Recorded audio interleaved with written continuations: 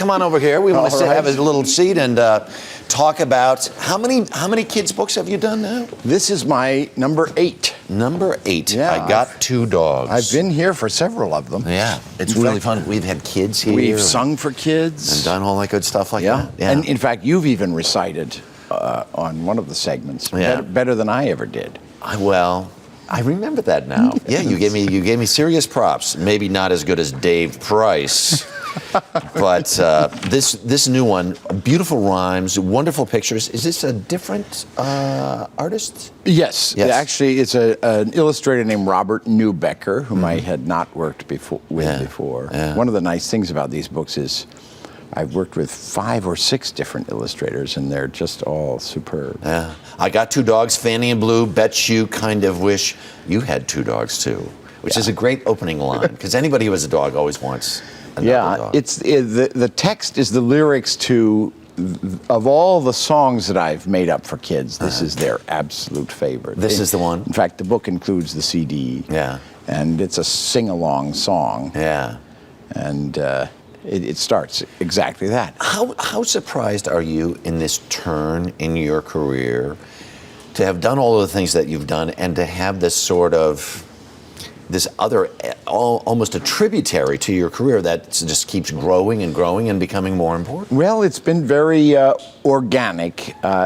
It all started with my own little children and all of their friends, and my oldest is 36 now, so it's a long, long time. And you have grandkids? And I have 2 grandkids. In fact, I think this one is dedicated to Ava, my granddaughter. Who can keep track anymore? So are you solid on the melody? Do you want to sing some of it? Should I sing along? I got 2 dogs, Fanny and Blue. Bet you kinda wish I had 2 dogs too. Fanny's all white, Blue's kinda gray. They never ever fight and they never run away. They're not too smart, but they're loyal and true. There's nothing I'd trade for my Fanny and Blue. Nice. And then you repeat. Yeah. There's nothing I'd trade for my Fanny and Blue. Boom, boom, boom, boom. And it goes on and on and on and gradually drives the children's parents mad. Because the kids are going nuts by the end. They love this song. And of all my books, this is for the youngest kids. Yeah. It's sort of pitched younger. And it's also, one of the things in the books that I love is they can't do anything. The dogs are the dogs incapable are of doing complete anything. rascals, Yes. so they contradict everything in the story. Yeah, that's good.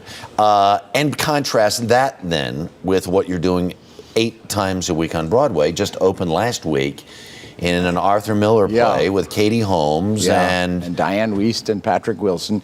It couldn't be more different. I'm practically schizophrenic these days. Because Arthur Miller, under any circumstances, is heavy lifting. And this is not as well known as, for instance, Death of a Salesman, as we were talking.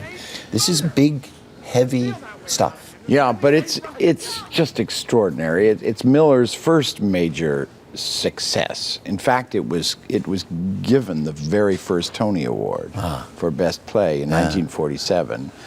It's an extraordinary play which is having an amazing impact on audiences because it's a 60-year-old play which is uncannily appropriate to this day and age with issues like war profiteering, war dead, accountability, all of that, and guilt, and it's extraordinary. And I played Joe Keller, which is one of our great tragic heroes, along with Willie Loman and Eddie Carbone, Arthur Miller's other great creations. Cut from exactly the same stuff. Yeah. John Lithgow, always a pleasure to see you. Great to see you, Harry. Terrific. Next time we'll do a duet. What do you say?